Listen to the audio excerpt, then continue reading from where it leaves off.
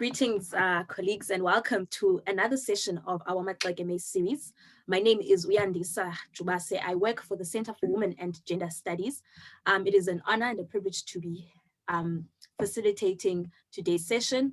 I do ask that colleagues to ensure that as we do start, to ensure that you are muted, just to ensure that there's no disruptions.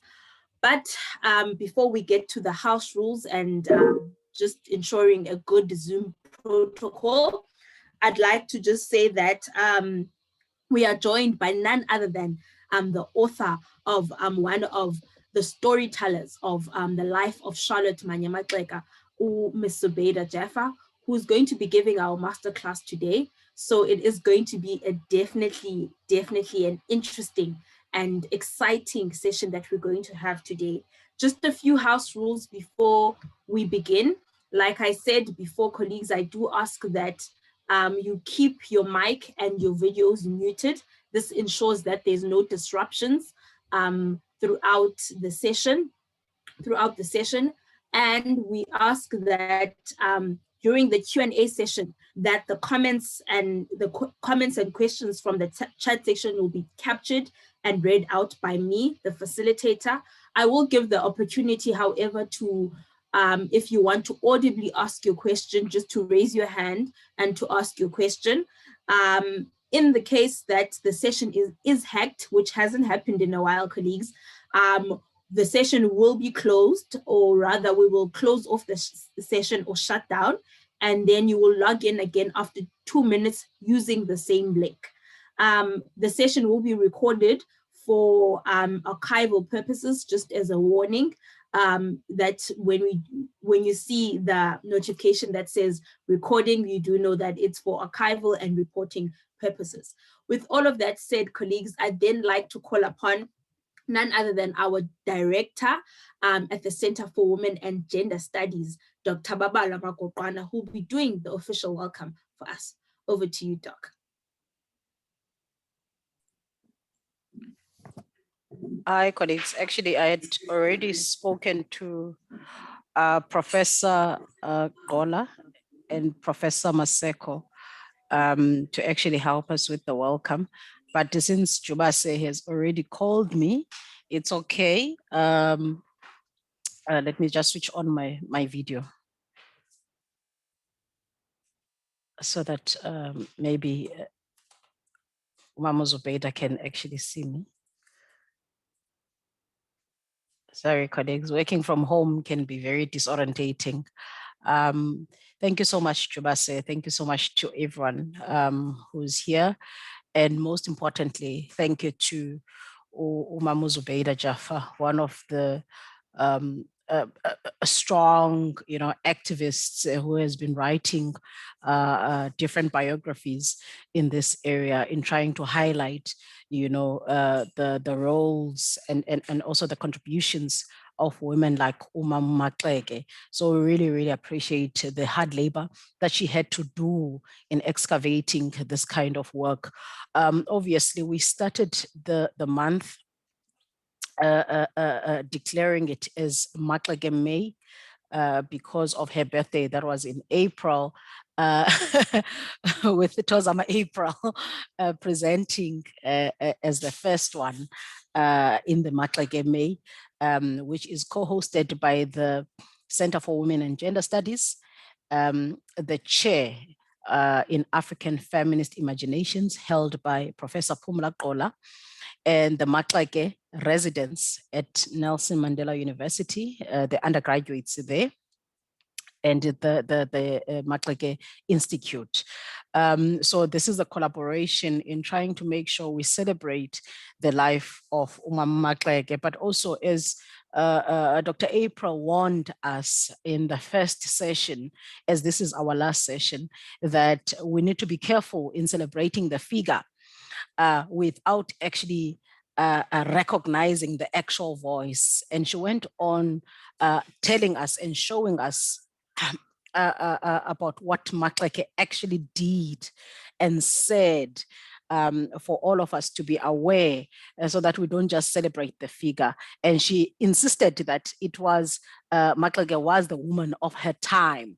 As some have said, Maxeke was way advanced of her time. So she said we must place her in the context in which she was coming from. Last week, we had Professor Sisanti telling us that Maxeke actually is coming from a very strong tradition of Pan-African thought, which is coming from Abo W.E. Du Bois and from this side as well, Otatu Kuma. And he was saying that it is exactly the kind of cultures that we're still dealing with today, based on sexist understanding of Pan-Africanism, that have kind of silenced those voices of women like Maxeke in terms of being part of the mainstream of how we understand Pan-Africanism even today. So it is such a beautiful day to build on that conversation with Umamu Jaffer, whom we all know as owns the journalists, which is one of the longest essays writing online. If you want to contribute there, you can do that. She's here also to build from these thinking of these previous speakers, but we're closing the May month today, and also we'll continue next week with the student essays that have been encouraged by the center and the partners to write on the reflections of 150 years of Maxeke and what it means for the current young people today in South Africa. So with those few words, colleagues, and the reflections, I would like to welcome all of you, especially the Dean of Humanities that is here, the Executive Dean, Professor Maseko, Zubeida in the house, Professor Kola, and other people. Sorry, colleagues, I am running out of time, who are joining us today. I know we've got quite a number of people coming from different spaces and different directors of entities, DVCs that are here today. You are all welcome. Please enjoy the session. And I know that this is going to be a good masterclass. If you want the recording of the masterclass, you can email Wendy, who will actually send it to you freely. Thank you so much, colleagues, and all of you are welcome. Over to you, Jubas.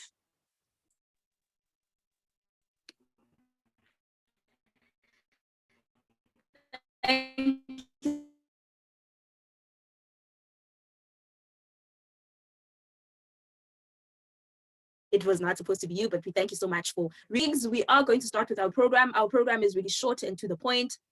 What we're going to do is that we are going to have, I'm just going to read, yes, thank you for putting up the program, Wendy. I'm just going to read Mamu Jaffer's bio quickly. I'm just going to introduce her as the key speaker for today. And then she's going to have her masterclass for about 30 to 40 minutes. And then we'll give time for a Q&A session. So this means that you are more than welcome to write your commentary or your question in the chat section, or raise your hand if you want to audibly ask your question. And then those that are written in the chat section, I will then read out, and then Ms. Jaffer will then sort of respond to them as well. And then at the end of the session, we'll have our closing and our vote of thanks from the Executive Dean of the Humanities, Prof. Pamela Maseko. With that said, colleagues, I would then just start and like to introduce Umamu Jaffer herself today. Wendy, can you please put up the bio for us? Thanks, Wendy. Zubeida Jaffer is an award-winning South African journalist, author, and activist. She started her career at the Cape Times in 1980 and also spent a short stint at the Rand Daily Mail in Johannesburg in the same year. Her work has earned her numerous local and international awards. These include the Muslim Views Achiever Award, as well as the Honor Medal for Distinguished Service to Journalism from the University of Missouri in the United States. She helped with developing local community newspapers such as Grassroots during the time of resistance to apartheid. Her stories have appeared in newspapers across Africa and more broadly in countries such as Japan, India, the United Kingdom, and North America. She was the founding editor of an independent newspaper, Parliamentary Bureau, serving 14 newspapers across South Africa. She's also the first woman in Africa to have won the coveted Foreign Journalist Award from the National Association of Black Journalists in the United States of America. Her memoir, Our Generation, eloquently tells the story of her emotional journey through the years of South Africans' turbulence into a new democracy. Her second book, Love in the Time of Treason, has been described as a tour de force. Her third book, Beauty of the Heart, The Life and Times of Charlotte Maxeke, tells the story of South Africa's first Black graduate and feisty leader at the turn of the century, stretching from 1871 to 1939. The celebration of 150 years of her birthday will take place, as it's taking place now, in April 2021, which stretches out the whole year. And Miss Jaffer is a graduate of both the UCT and Rhodes University. She holds a master's degree from Columbia University in New York, where she earned the award for Best Foreign Student. She was until recently writer in residence at the University of the Free State, attached to the Department of Communication Sciences. She continues to hold the position, yes, Communication Sciences. Ms. Jaffer, welcome and welcome. And can you hear me? I can definitely hear you. Oh, that's wonderful. Hello, everybody. It's so wonderful to be here. Dr. Babawa, Magogwana, that's wonderful to have heard you for the first time. And thank you, Pumla, for arranging this, and all of you who have been involved. It's been an absolute pleasure. I was so conscious when I met all the young women at the preparation half an hour ago, that when we were at university in the 70s, there would not be one Black woman that we would even catch sight of. We wouldn't. In fact, I was the only one from my school that went to UCT to do a BA degree. There were others who went to do medicine, etc. But I was the only one, and it was a very, very lonely time for us. So to see you all so joyfully gathered together and working together and so smart and beautiful, I can't tell you what it does for me. It blows my mind. And you take it for granted, but I certainly don't, because it's the greatest joy to see. And we focus only on our impediments and our difficulties and the things that annoy and irritate us. But I can tell you, if I look at it historically and I look at it from where we've come, that it's absolutely a game changer. We are absolutely in a different space. So thank you very much to all of you that you are doing this, because you are the next generation that's going to take us forward. But let me not get carried away and let me not get emotional about these things.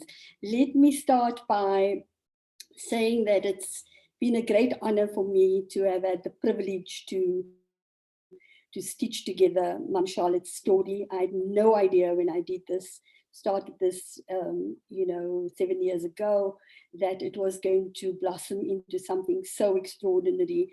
And as I've seen this year, I'm going to take you immediately on to a moment in 1894, where she was on a ship heading towards the US with the choir that she was part of, and she was going to sing there.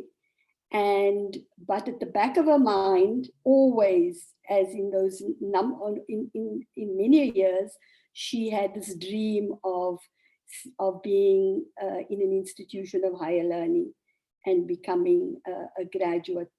This was her focus. But when she was on the ship, she had no idea if this was going to be possible or not, because she was just going to on this journey with some British managers to sing in the US after having sung to the Queen in Britain. And so she was on her way there. And at the time of the journey, there was a terrible storm. And I keep on having this image of this young woman, 23 years old, bunkered down in the ship. And I wonder to myself what she thought then, what she could have thought then. Would she have been scared that she would lose her life at sea? Or was she, in a youthful certainty, confident that she was going to get to the other side, and even confident that she was going to find a way to an institution of higher learning? This, of course, we don't know. We don't know for sure. But what was quite extraordinary is that after spending a little time doing the singing with the choir, with the Jubilee Choir, the British managers then left the choir stranded, as they had done in Britain earlier and in the 1800s. And then the story of the stranded South African choir was reported in the newspapers. And so interestingly, the people who stepped forward were the people belonging to the AME Church. And they stepped forward and they helped to get the choir back to South Africa, but decided to, after meeting Mum Charlotte, to keep back 5 South African students, and she was one of them, the only woman. And they offered her a position. They offered her the opportunity of studying at the university, Wilberforce University. Now, just to sketch a little bit, because this talk is about the intellectual ideas of the free slaves and how it, intersected with Mum Charlotte. At the time, it's interesting that the AME Church had stepped forward, because the AME Church was a breakaway from the Methodist Church. It had broken away from the Methodist Church in 1787. And there was a young priest by the name of Richard Allen, who bought his freedom from slavery for 60 pounds of gold and silver. He bought his freedom because at the time, of course, slavery was not abolished in the US. And so he was in the church, and he led the breakaway when there was an effort to push the people of color into a balcony and separate them from the other churchgoers. I describe this in some detail in my book, so I'm not going to go into all of that. I expect you to read about it. But what had happened was that there was a breakaway from the Methodist Church, and it became the African Methodist Episcopalian Church. And Richard Allen, a free slave, he led this breakaway. And what was the ideas and the thoughts then? What were the ideas and thoughts? The one thought was that not just him, but those around him, they wanted to encourage free religious thought, stimulating people to think more broadly and not in a limited way. They wanted to awaken the racial consciousness at the time, so almost like a Black consciousness initiative. And they wanted to stimulate a desire for independence. And I think that was what was simmering, and that was the kind of thinking at the time. And in the core message of the AME Church and the groupings of free slaves at the time was a rejection of subjugation and subservience. Now, I don't think that this is something that Mum Charlotte would not have been completely comfortable with and determined and confident in, because she was not coming from a condition of slavery in South Africa. She was coming from a condition of colonialism, and she was stepping out, and she and her contemporaries were stepping out in a big way. They did not, this is in the 1800s, they did not expect that there was going to be a pincer-like clampdown coming in the 1900s. They did not expect that, and they were moving forward, and they were searching, and they were determined to rise. So here she comes straight from, I mean, she comes from this, from the into the AME Church, and she comes into a situation where people are determined to be fully who they are, and to be proud of who they are, and to row their own boat, so to say. And so this must have been an extremely safe space. And at the same time, she also gets almost adopted by the Women's Might Missionary Society, which is the women's section of the AME Church. So she lived and experienced a sense of people taking charge of their lives and grappling with how to move forward from a situation of subjugation and subservience. So this is the one strand of thought, and this is what she found herself in. Then secondly, they offer a position at Wilberforce University in Ohio, in Greene County. Now, in 1855, which was about 30 years before Charlotte, 40 years before she came there, the Methodist Episcopal Church bought Tawawa Springs, which was a holiday resort, which had beautiful cottages and had hot springs and was a beautiful venue. And the church bought this property with the intention of establishing a university. And then there was a civil war, there was all sorts of things going on, so it didn't really get off the ground until almost 9 years later, in 1863, when the African Methodist Episcopalian, again the AME Church, stepped in and bought the property. And then Bishop Payne at the time became the first African American to lead a university in the United States. So here she comes to a fledgling project that has, been started, and the reason why it was started there and why they decided to kind of locate there. Firstly, it was very beautiful, you can imagine.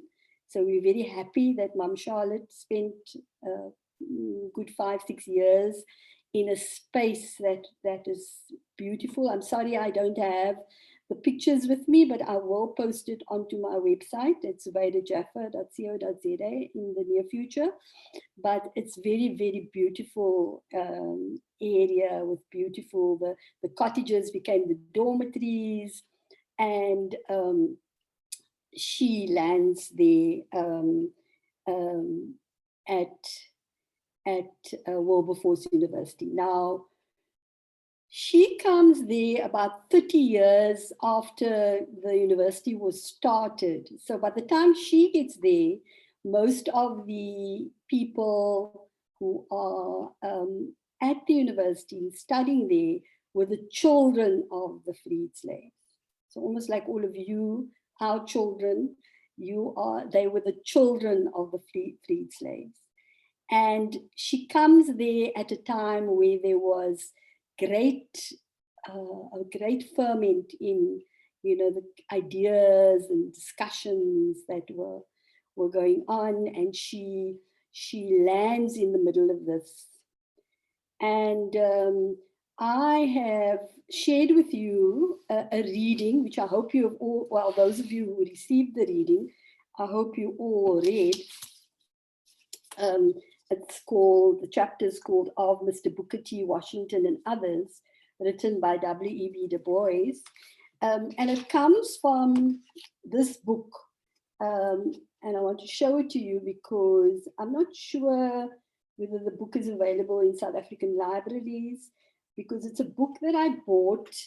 It's a book that I bought in Ghana when I visited Ghana 3 years ago. To also at the memorial and the grave of W.E.B. Du Bois, because he and it's a book that's been printed in 1918, so it's a very, very fresh collection of essays and sketches. It's the same book that it's the original texts, but I would really recommend that you do more than just read the chapter that I have recommended to you, because it will give you a real insight into the intellectual ideas of the time and how people were challenging one another in terms of, which directions to go into. And this is the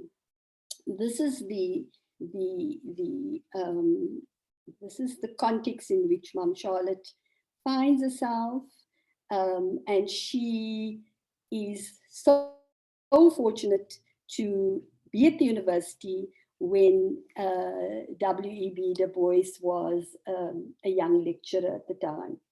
And so he, who we know, or many of you may know, is one of the greatest intellectuals, greatest Pan-Africanists, and I'm sure Professor Sisanti must have mentioned him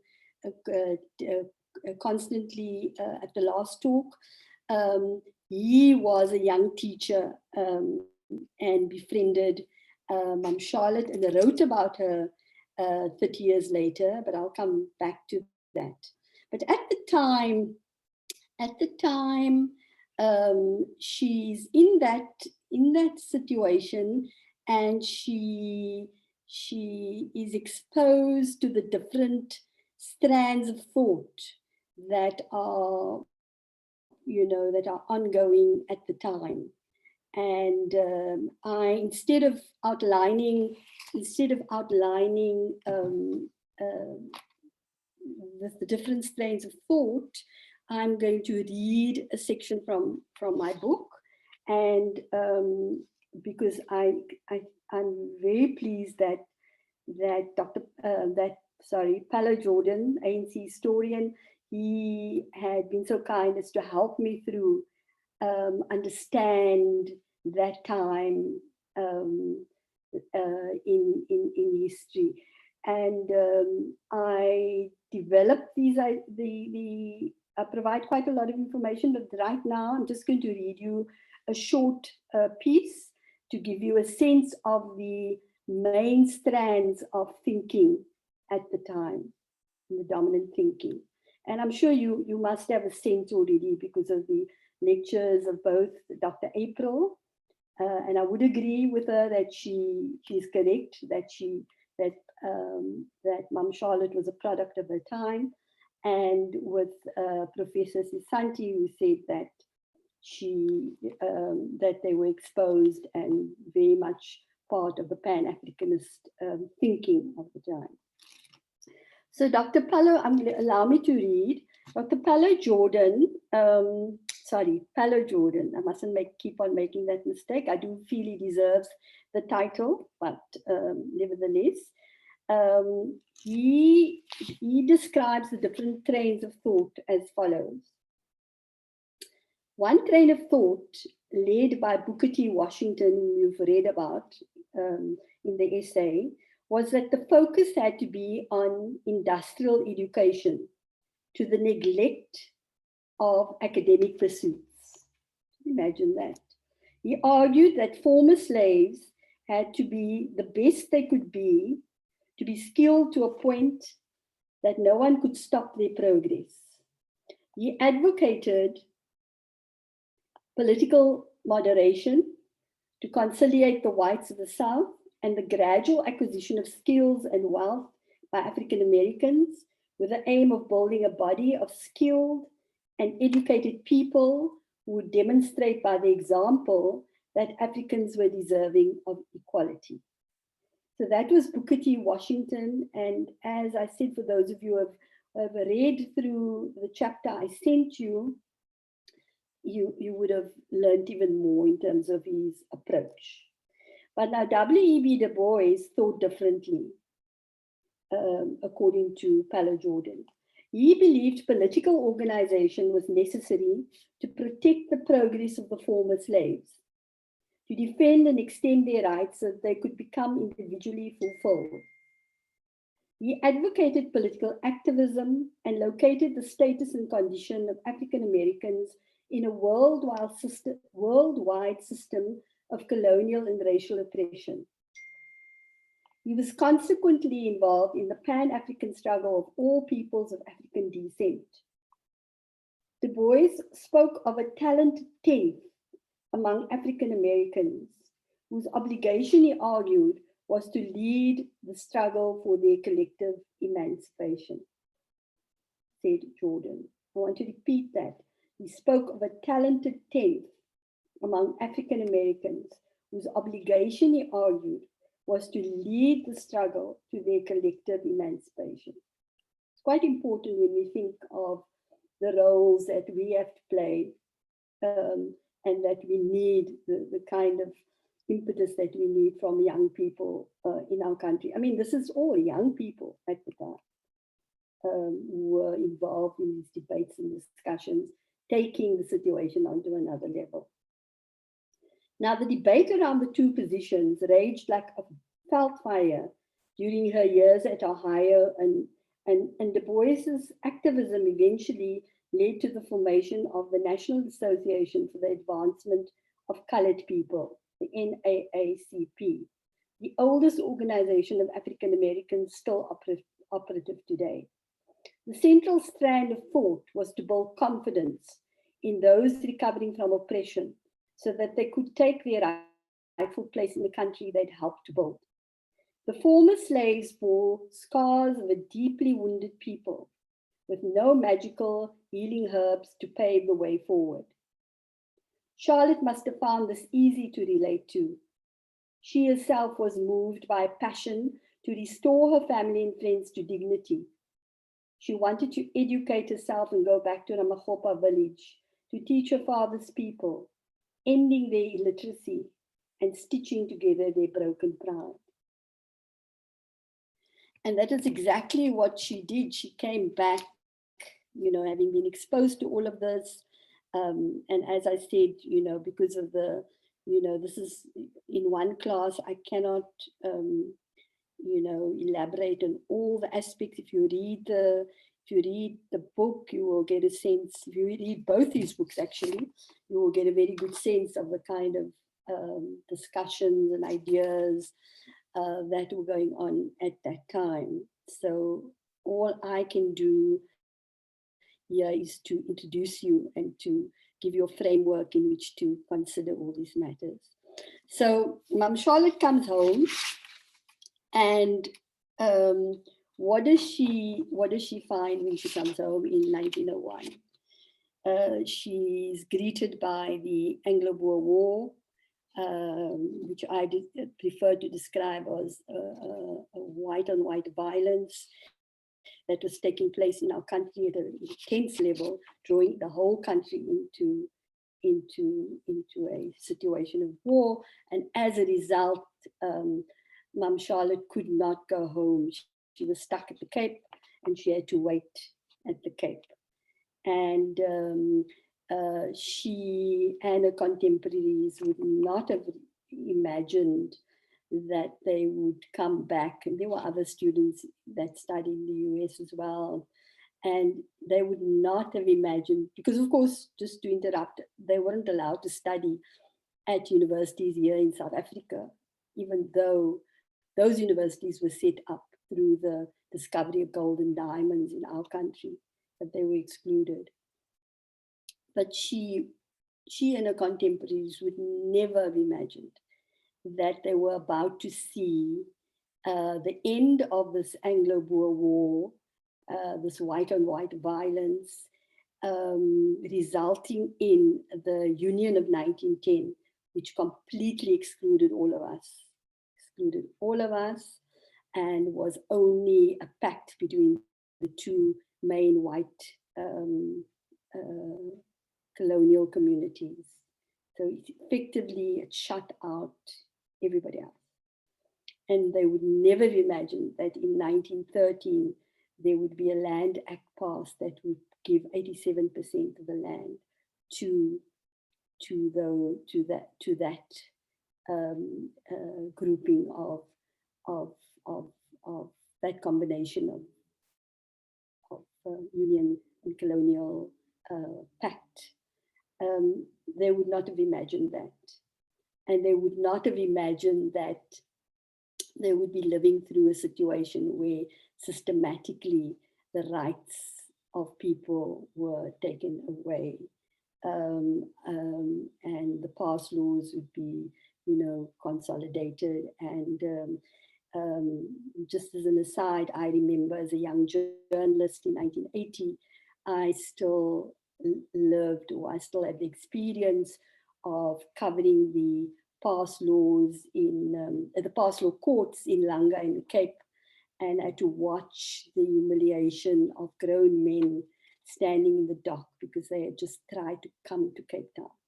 They just come to visit Cape Town, and they didn't have the necessary papers, and they were arrested, and they had to stand in that dock, and they stood there, and they took off their hats and stood. And all they could say, it was something that's never ever left me.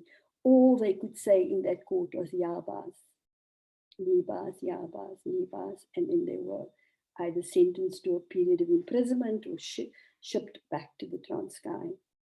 And that was what greeted Mam Charlotte Maxeke and her contemporaries in those years. And I want you to think very deeply about it, because we are very, very concerned that we are going through a difficult time in our country right now. And the question for all of us has to be, what is to be done? What are we going to do? And if we look at what they faced and what they then did, they committed to constantly move the train forward, the education train and the political train forward. And so Mam Charlotte drew, and I refer to her all the time, but of course I'm referring to a whole circle of people then. So just understand that when I say that, and I refer to her, she was not alone. She was part of, an amazing group of young people. And they then drew on both strands of thought to some extent. They started schools similar to what Booker T. Washington had started in the US. They started schools like, the industrial schools like Tuskegee in the US. And so they started the schools, they really developed educational institutions, but at the same time, they followed the path of W.E.B. Du Bois as well, where they started organizing political formation. And Mam Charlotte became the first and only woman to be present at the launch, and was a founding member of the ANC. And that is something that when we grew up in the 70s and 80s, we didn't even know. So she was completely written out of history. And she followed through. If you read a story, she drew from, and the South Africans who were exposed to the intellectual ideas of the free slaves of the US, they basically drew a little bit from each kind of strand of thought. And so they were developing these schools, which of course were stopped when apartheid came. And they were also organizing themselves in a strong, across ethnic, racial, especially across ethnic formations, to have a strong organization that would minimize divisions among the different groups within South Africa. And so what was particularly interesting for me was that she did that. And there's a whole host of examples of that, which I won't go into now. But then she also was responsible for developing the school and priest training center and teacher training center at Everton in Gauteng, in the then Transvaal. And that campus, which is now a community college in Everton, is a tribute to her resilience and determination to build institutions and educational institutions. And I'm hoping that that you on your campus will consider and start a discussion with them about how you can strengthen and make that into one of the most, to make that into the most advanced community college in the country, because it's a community college now. It serves Everton, and why not? Why contribute instead of us building statues and having parties and whatever? Why not? Why can't all the students at all the campuses, all the universities, commit to doing something to build that community college into an excellent, an outstanding institution as a tribute to her? I'm going to end there and leave it to you to ask the questions that you would like to ask. Thank you very much. Thank you so much, Mam Jaffer, for that. We thank you so much for just taking us through the different layers of her life, and just also the thinking patterns in that time. I think you did such a great job in sort of unpacking for us the layers of just the general thought and putting us into context as to what she was doing in that time and so forth. We thank you so much for such a clear and such a precise and detailed masterclass. We wish we had more time. I'm gonna just check for comments and questions. I did say colleagues are free to sort of raise their hand, and then I will note them. Maybe someone wants to ask a question audibly. It is a masterclass, so it should be very much interactive. So I'm just checking through the list here just to see if there's anyone who wants to audibly ask their questions, so we can have a bit of a interactive session, because I do think that this provides us with an opportunity to really unpack such a historical figure in our times who did such amazing things. So I'm not noting any comments or hands.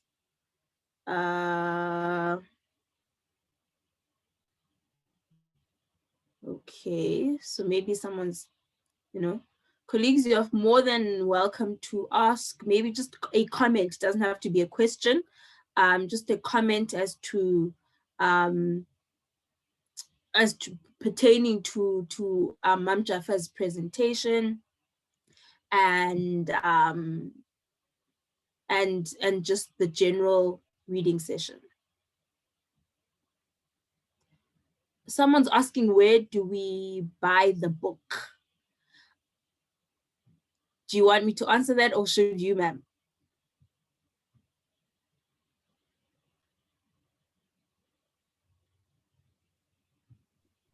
You can.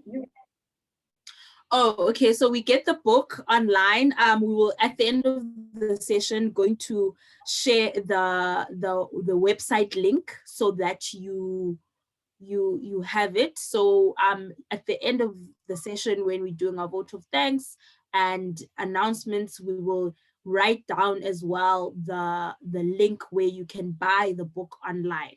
It is available online at your disposal. Someone just wrote, thank you so much, Ms. Jaffer, for gracing us with your presence and for sharing your scholarship with us. I'm still sitting here digesting everything.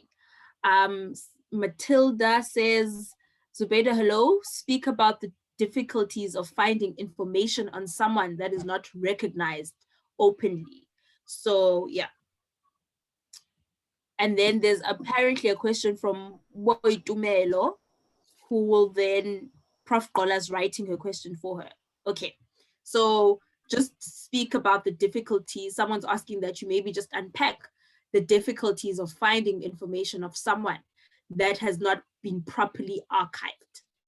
And maybe the type of erasure that you came across when trying to write the book about Umama. Yeah. My sound on, Yandisa? Yes, ma'am, it is. Okay. It was a very difficult process, and yet not such a difficult process. It was a difficult process in that, it was difficult to corroborate information. With my training as a journalist, we expected to, well, I suppose any researcher, to always have two sources, to always do cross-check, to always be confident that this is the fact, the real facts, or at least have somebody confirming. So that was really difficult because I only found one person alive that had ever met Mom Charlotte, and this woman was 106 years old, and she lived in the Zebedia township, in Limpopo, and I traveled all the way there to meet with her. And it was quite an extraordinary experience because she met me with four teachers. She was a teacher. She met me with four other teachers who were in their 80s. Can you imagine a scene like this? And they were just very jolly. And what was so fascinating was that there was the story in that community and in that people, that group of people, that recalled the fact that Gogo Siete had met and shaken hands with Charlotte Manya Maxeke. Now it's almost like we would say, oh, we met Madiba, we saw Madiba, we shook hands with Madiba, whatever.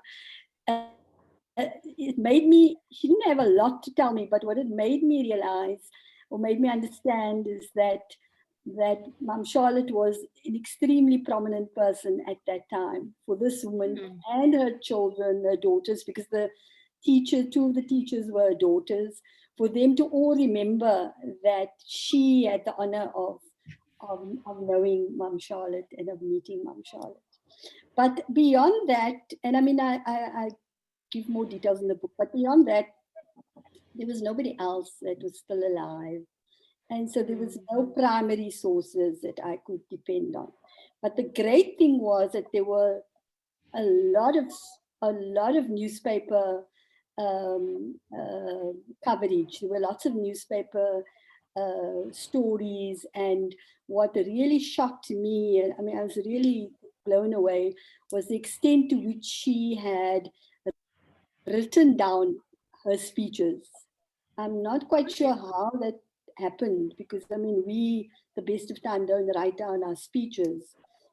But she had written down a speech. So I've got 3 or so, I think, of the speeches on my website already, at zubeidajaffer.co.za. But I must still go through. I've got folders, I mean, big stacks of documents that I have that's in my study that I hope I will get the time, will get some help to categorize and put it on my website so that you all can have access to it and you don't have to reinvent the wheel. Because I don't believe that that research belongs to me. I would like to put it at the disposal of everybody. And I hope that there will be many of you who will take different aspects of the story and research it further. Because I stitched together the broad sort of foundation and the broad, narrative, but I wasn't able to, in the 3 years, to explore everything in great detail. And so there's a lot of work that must still be done. And Dr. April and I are in close contact and constantly talking about that, because we are very committed to, to deepening the Mum Charlotte story. And we want it to be, like she said, it'll be such a pity if it's just,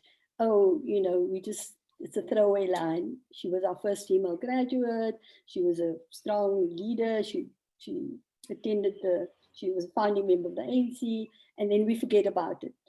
Because in fact, what has to happen, and I really, really hope, the story has to be in our schools, the story has to be in our homes, the story has to be at our universities. The story must be studied and learned and imbibed and, become part of who we are. Because we tend to not have the level of confidence that we need to really take our country onto another level. And it's all about confidence, We've been so beaten down, we've had so many challenges, it's been so difficult, but it's about boosting our confidence all the time. And this is a story that can boost our confidence and can inspire us and help heal us. And so I would really like to see, people take it seriously and make sure, and that the education authorities take it seriously and make sure that that this book is offered at high schools, grade 11, I think, English. The teachers tell me this would be good. And that that we do it in various forms, in children's books, in plays, in films, in whatever, that we just elaborate and study and learn. So yes, that's a rather long answer to one question. Yes. I'm seeing that there's more questions coming through in the chat section. There's one from Alan Zinn that says the Booker T. Washington article references only males and masculine lines of thought. Was Booker open to inviting women into the academy he was proposing? Was there a difference in gender understanding between Booker, Y. Washington, and Webb Du Bois? I don't know if you captured that question. Yeah. Okay. And then there's one. There's one from Prof. Gola, but apparently she's asking on behalf of Moitumelo. The question goes, Ms. Jaffer, thank you very much. I wonder whether you have some thoughts on how the specific framing of Manya Maxeke you have offered us complicates the ways in which she is celebrated currently as exclusively someone whose legacy is in the area of women's leadership. It seems you're actually inviting us to think about her also as a transnational thinker, Pan-Africanist, and race thinker in the tradition of Du Bois, etc. And I'm struck by how timely this reminder in your masterclass is for us at this time. For us at this time when we are thinking about traditions of thinking about freedom. Okay. There's a hand from Dr. Mako Kwana. Maybe she can verbally ask the questions and then I'll capture the rest as we go on. Yeah. Thank you so much. Thank you so much, Jubas. Thank you so much, Mam Zubeida. I really enjoyed your book. There was I wanted to quote directly from the book, but unfortunately, I can't seem to find a very long quote that you use when Katie was about to leave when Katie and Charlotte were about to leave in Kimberley for the choir, and I think it was the choir master or the lady that was so upset to say that, you know, this is what happens normally when you train these kind of people, then they just get out of your hands and then they leave and choose whatever they want to do in the book, talking about that kind of always tracing sometimes Black women as runaway slaves after being trained sometimes in these institutions. I really, really enjoyed that quote, but I've been struggling to find it. But also, I really enjoyed the part where you write about Sol Plaatje's reaction to to Cecil John Rhodes' promise, you know, about now only the civil and also basically the intellectuals can now become citizens of the union as early as 1902, and Charlotte becomes the only woman who joins the South African Congress, you know, that was to form the ANC, and I'm just wondering about the continuities and maybe discontinuities that have allowed the political culture within South Africa between that time and today that seem to constrain, but also in a way open pockets of women's participation, you know, in these political spaces, just the political culture of the time that had allowed this one woman, because she was educated, you know, to be part of this space. Yet, again, Sol Plaatje is enraged by this kind of thought that only the civilized people can participate in the union affairs. But also, just the last thing, it's because I enjoyed the book. Sorry, the last thing is the how did you kind of use the life of Katie Makanya, because I know that biography, you refer to it a lot as well, her sister, in tracing the steps of Charlotte as well, because sometimes we have to rely on our own, you know, relatives in order for us to trace. But I really enjoyed the book, and I would definitely recommend it to everyone here, and even the center and the chair, just to have those books ready for our students. Thank you so much. Thank you. That was quite a mouthful. I'm not sure whether I took down these notes adequately, but I'm going to respond, and then if I've missed something, please just point it out. Alan Zinn with the question of Booker T. Washington and women. My impression was I'm not fully au fait with it, but my impression is that, you know, women weren't a big feature at that time, and that Booker T. Washington was conservative and that wasn't, you know, I didn't find in any of the texts that I read that there was any specific reference to women. Whereas I think that with Du Bois, he was much more, he was conscious of racism and sexism in a more explicit way, and spoke out about that. And so interesting when we study Sol Plaatje, that and Mam Charlotte and their contemporaries, they did not neglect. They brought in both the racism and sexism issue. Comes through all the time, and it's quite extraordinary. The statements that Mam Charlotte makes, that Sol Plaatje makes, and their contemporaries, I mean, it blows my mind, because I think they were in advance, even in advance of what was to some extent happening in the US at times, and definitely in Britain. So yes, and then the issue of race. What was the second question? I'm just getting a little bit confused. Was the question, can anybody just remind me, was the question about how broad and how, wide it was, how we acknowledge Mum Charlotte in a broader way? Can anybody just remind me about the second question? Sorry Second about question, the one from Boitumelo. that.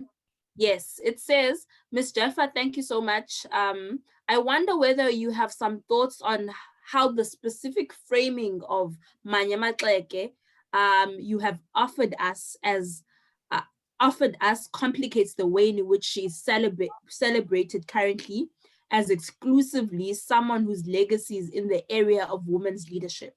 It seems you're actually inviting us to think about her also as a transnational thinker, Pan-Africanist, and a race thinker in the tradition of Du Bois, etc.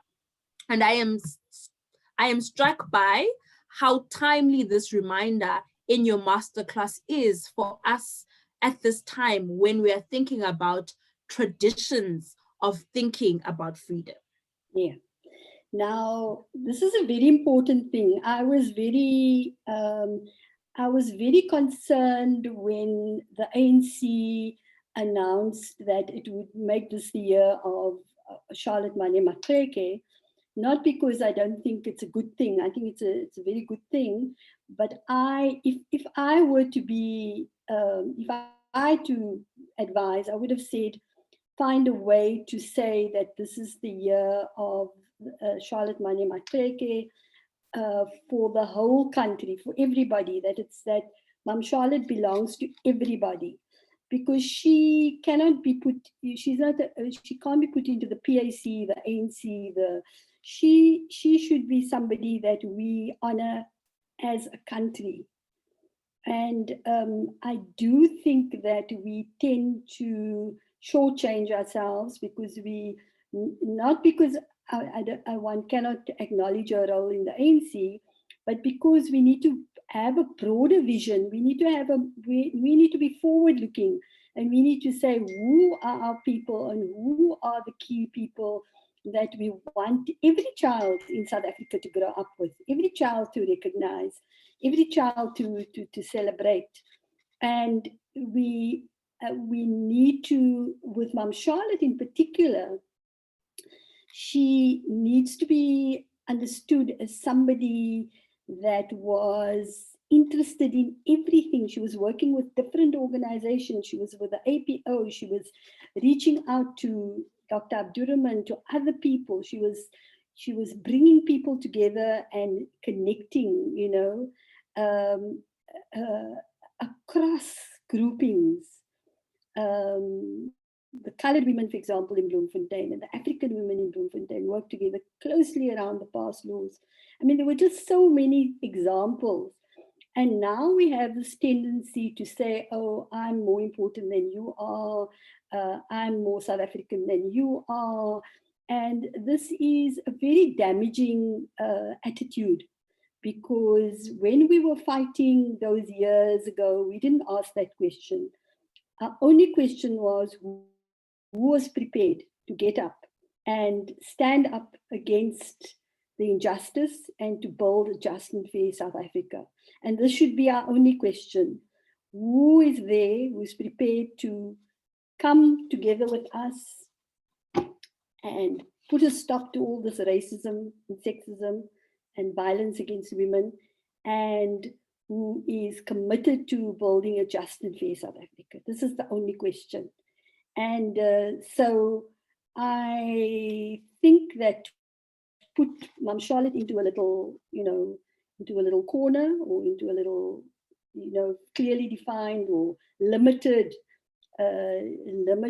definition of who she is we must be very, very, very, very circumspect about that. We must know that this is a gift that we have been given as a country. We have a gift that we've been given as a country and for the continent, and to the world. She is she is suddenly surfaced, the story is surfaced with such power and beauty. And I can tell you for sure that when I was working on it, I was affected. I was deeply affected because I couldn't believe that I hadn't known any of this. I couldn't believe that 150 years had been wiped out of our consciousness. I couldn't believe that here was somebody who was such a inspiration and who had made such efforts, and that we just had no clue. And so we can behave in a ridiculous way, the way the National Party behaved by pushing Jan van Riebeeck down all our throats. And Jan van Riebeeck was just here in South Africa for 8 years. And or we can say, let's really, and most of that story that we've been told is false. So we can either behave like that, or we can say that let's study this woman's life, let's enlarge it, let's build Everton, and let's build these institutions so that 30 years from now we'll be in a stronger position, and that be her legacy. Then, as far as the question about her, Babawa, she worked as a domestic in Port Elizabeth when she at the home of a church, a member of the church at that time, and so she had to work and clean and do all that, and then go to school afterwards. So that is the story that you talk about, and how funny it is that the woman who the owner of the house was very upset when Charlotte and Katie needed to go off and abroad and go away to sing in a choir, because she said she just trained them and now they want to go off. I mean, these people. So it's a typical thing when we want to stop people, when we when they want to move on. They must move on. All of you there at the center, I know Pumla wouldn't want you to move on, but at some point you must move on. And anyway, so that was shocking. And then with Saul Plaatje, it was amazing. He was a young man, and I get so angry and so upset that our journalism schools don't study him. At Rhodes, there's a Saul Plaatje Center. And when I question some of the students that are involved, and I asked them if they'd read Native Life, they had not read Native Life. And when I went to University of the Free State and I tried to check if there's a copy of Native Life, which is a seminal work which everybody should read, every undergraduate should read, they had only really a dingy old, copy, none of the new versions of the copy. So I've been campaigning, and others with me, that Saul Plaatje should be the lodestar for journalism and should be studied, but it's still not happening. And we've been campaigning for this for 6 or more years. So his insights, Babawa, into the kind of discriminatory practices of the British, sort of saying only certain people who are educated can have the vote, or certain people who are like this or like that. This was not something that's a good thing, and something that we, sadly, if we look at some of our behavior and our attitudes, where we have separate rooms for the special guests when there's an event, and then we put them general people out there somewhere. I can't understand that. I've refused to go to special rooms because I feel we must change. Why should we adopt the colonial practices that has been imposed on us at Parliament and various other places? Then is it the last question? No, there's 2 more questions. The political culture. Yes, if I remember correctly, you know, there were many organizations, and if you read Mom Charlotte, there are many organizations that were involved in bringing us our freedom and change. And so I feel that we've got to start developing a new national narrative. We need to have a more holistic and collective and overall story. We can't just have a story that starts in 1652. It's got to start way before that. And then we can't just have the story of the white or the colonial drama and then the ANC drama. We cannot have that. It's got to be more nuanced. It's got to include everybody. It's got to include all the different political formations. And it'll just make us stronger. It doesn't have to make us weaker. It doesn't even have to make the ANC weaker. It just will make us all stronger. And so we have to let go of these small little, you know, wanting to be in small little corners. We've got magnificence. We've got amazing people all over the show. Presently, we had amazing people all over the show. And we have to embrace all those people fully. They are all our legacy, and we mustn't squander it. We mustn't squander, and we're well on the way to squandering it. We're well on the way to squandering the legacy of Steve Biko, of Nelson Mandela, of Charlotte Maxeke, of Ben Keys. We are well, Dr. Abdurrahman, we are well on our way to continue behaving the way we do. And then I think the last point was about her sister, Katie. I cannot thank, I think it was Margaret McCord who wrote the book on the calling of Katie Makanya enough, because if it wasn't for that book, I wouldn't have been able to kind of give an insight into Charlotte's childhood times. What I have in the book is virtually completely based on the information that I got from the interview, the extensive interview, and the story of Katie Makanya. And so a lot has to be, a lot of thanks has to go there. And it shows you as students and historians, whatever, how important it is for you to do that work of recording and interviewing and writing the stories as authentically as possible. Thank you.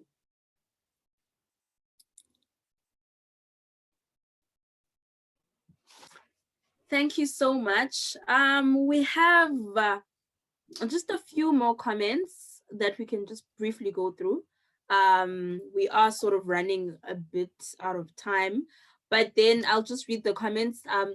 There's one from Asipe that says, I resonate with Mama Maxeke's resilience, particularly her hunger for education, regardless of being excluded by the system of her time. It reminds me of the current times we're in, where Black women still struggle to access spaces in academia. We keep pushing as those who came before us have paved the way. Thank you again for your archival work on Mama Maxeke. That was a comment.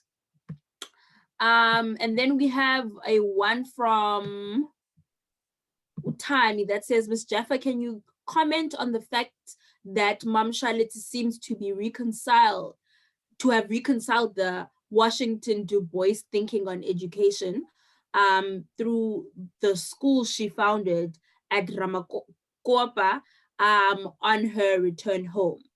And then maybe we can just take one last one.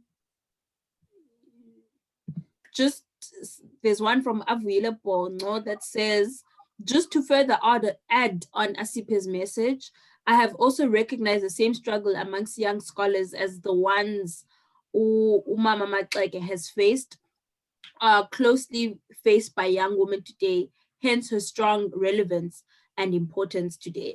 I just want for people to also note that the link where you can download the book is written in the chat section. So you can just click on it, save it. It's there. Unomta put it up for us. Yes. And then just one more comment, maybe just for from Uhlengiwe Ndlovu that says, thank you, Zubeida, for this great presentation that continues to challenge our thinking around Mama Maxeke's work, but also a public figure. I found your presentation very important, especially for young women's struggles today in terms of how they can relate, draw lessons, and continue the struggle against racism, sexism, and other forms of exclusion. I think those are the comments, and maybe if you can just say one or two things and just your closing remarks, and then we can move on to our vote of thanks and just sum up today's session. Yes, thank you very much. On the question of Ramagopa and Booker T, Washington, and Du Bois, yes, I think I mentioned that Mom Charlotte, drew from the different traditions. So, in fact, she didn't eventually, the school in Ramagopa didn't eventually take off. She did train the herd boys in a night school, but the building, the actual physical building, they started it in Ramagopa, but then moved it to Everton. So that was what happened. And then I think generally that there's a lot of debate and discussion that we need to continue to have around the different thinking. And I think you guys have already done so great to have 3 important master classes. And, I'll be very happy.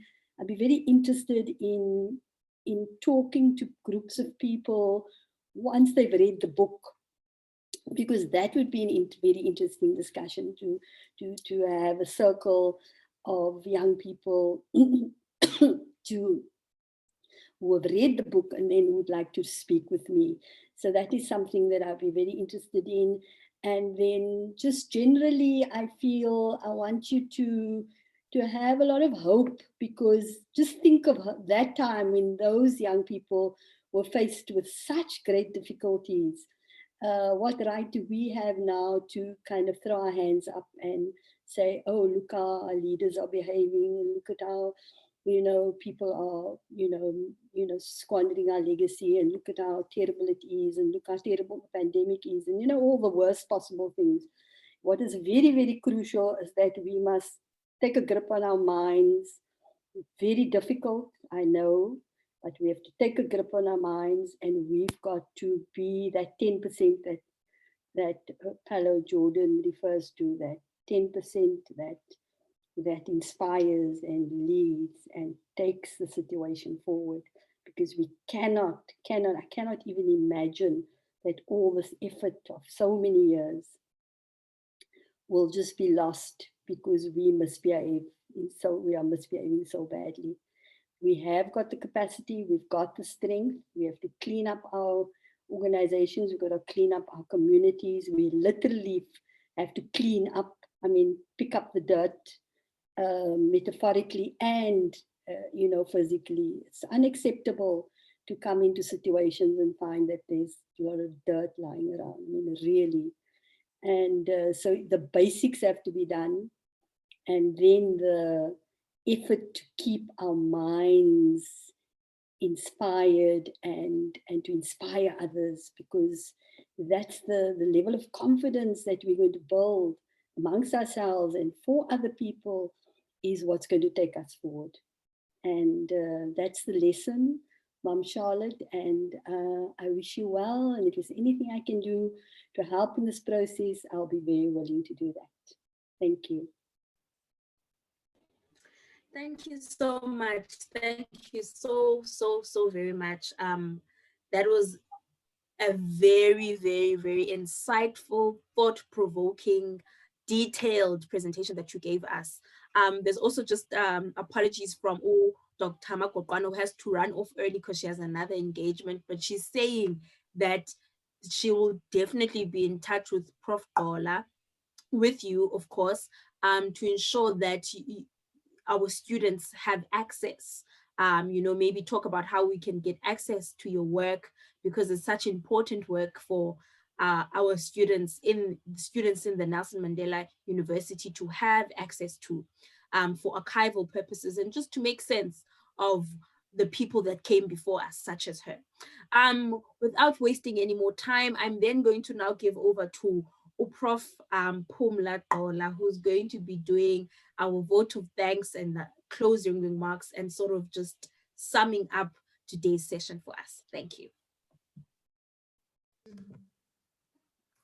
Thank you very much, Jubase. I just wanted to show, because Witumelo, who's a PhD student in the chair, asked that question, but we're sitting in the same office, so that's why it came from my laptop. I didn't write the question. I had nothing to do with the question. I'm not stealing another Black woman's intellectual property, so I just wanted to clarify that. Good afternoon, colleagues. Zubeida, that was amazing. Thank you so much. I think that there was so much there that you first of all kind of gave us. This masterclass feels like such a gift on so many levels. The very important reminder about not just taking for granted the memorialization of women and of women like Maxeke, especially, right? So, because I mean, I think so often when people like you, people like me, when people like us at the center say, like, pay attention to women's lives, remember women's lives, sometimes the response is often as though the mere remembering, as long as you say Zubeida Jaffer, that's enough. And so that important reminder that you gave us, that it matters how we remember. It matters what we remember. It matters, and also, of course, inviting us and demonstrating exactly what you were inviting us to do more of. That enormous, the kind of beautiful weaving of exactly how to read and to think about someone like Charlotte Maxeke, not as a unicorn, right? Not as like a strange person without community, which I think is something that you also do masterfully, of course, in your biography of Maxeke, that I stayed up half the night rereading, probably for the third time, in preparation for your masterclass. So thank you very much for that, for reminding us of what it means to really take seriously the work of remembering Charlotte Maxeke, to think about the many intellectual, creative, and activist traditions that shaped her and that she contributed to. And I love Mutumelo's question, which I don't want to steal, where she speaks about, she says, I think this is what she was intimating when she says, let's think about this again now. So she was saying, I think she said something like, it's an important reminder for this time where we're thinking about freedom, and we're thinking about things like intersectionality as though they knew, right? And of course you were saying, actually, let's think about how these things have been revisited. And let's think about these conversations that are not new across the oceans, across the African world, across the global South, across kind of, all of these powers, the indices of power. And so thank you very much for that. And thank you for, all of your incredible work in this book that, like Mama, I'm a little bit obsessed with. And in fact, one of the things that we're going to, we certainly are going to be getting multiple copies as the center for different reasons, which perhaps I shouldn't spend too much time talking. We can in future engagements, we can reveal the many things that we're going to be doing with the book. And of course, equally in that spirit, your own two-part incredible biography, because I think that, one of the things, and I'm sure you don't want me saying this, but I'm going to sneak it in anyway. One of the things that you do such amazing work in making sure we bear in mind and take seriously Maxeke's work as an incredible thinker and activist and artist. And of course, we could think about you and your own work in very similar kinds of ways, right? And so I think that's quite remarkable. And so I think that in addition to recommending Beauty of the Heart, I think people when they go to number 10 publishers, the website is www.10 publishers.co.za, which is Zubeida's publishing house. They would benefit enormously also from ordering your own autobiography, your 2 autobiographies, not just Beauty of the Heart. So thank you again. I could go on about your masterclass. It just I think also as someone who herself is a scholar of slavery, I loved what you were doing with the kind of historicization of kind of legacies of how we think about, because I think often people when say we have to think about this in relation to slavery, they just think slavery background, as though there isn't like an entire body of kind of thinking and living through and imagining freedom that comes from there, right? And about spirit and so on as well. So just a wonderful weaving together of all of those threads. And also, of course, I don't think it can be overstated, of performing exactly what you're asking us to do, right? So thank you very much for that. I'm also going to thank some of our other colleagues, obviously Dr. Marco Guana, who had to leave, the director of the Center for Women and Gender Studies, Professor Pam Maxeke, who unfortunately also had to leave because she had a prior commitment. Thank you to our DVC, Andre Giet, who is, so the Center for Women and Gender Studies falls under the incredible Professor Andre Giet's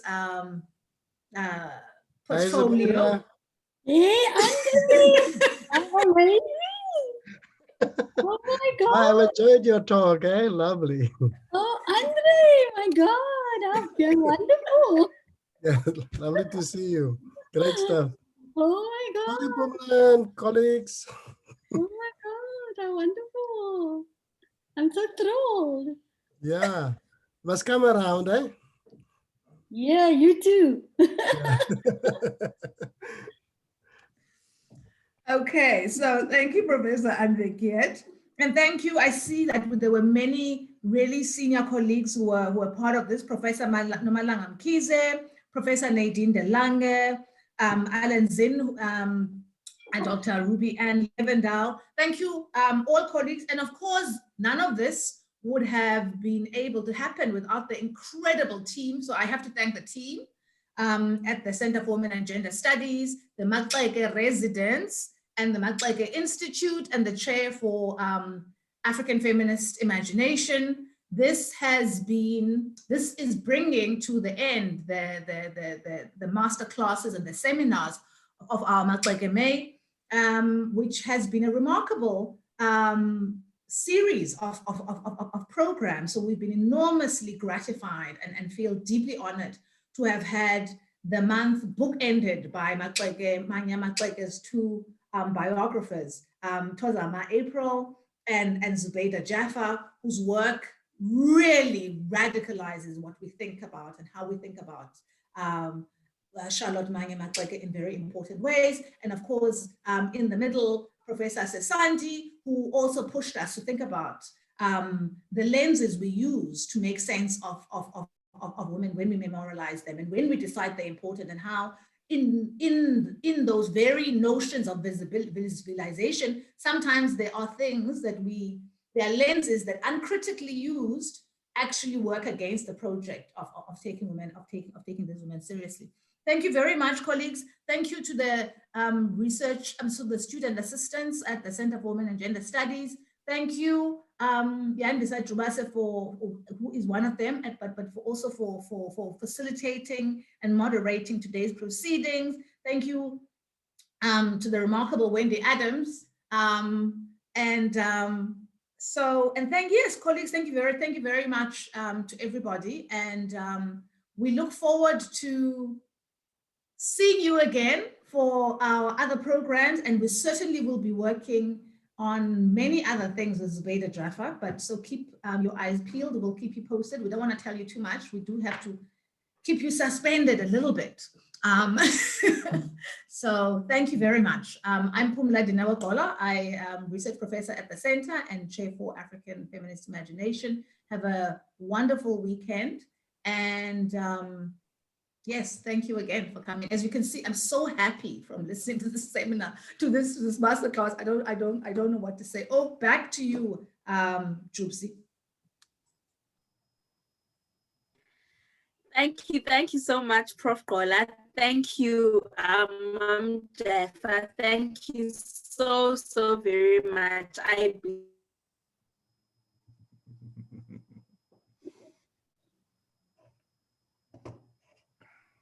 to sort of end the week. So till we meet again for our next, till we meet again, have yourselves a lovely weekend. Thank you, colleagues. Bye. Bye. Bye. Bye, Prof.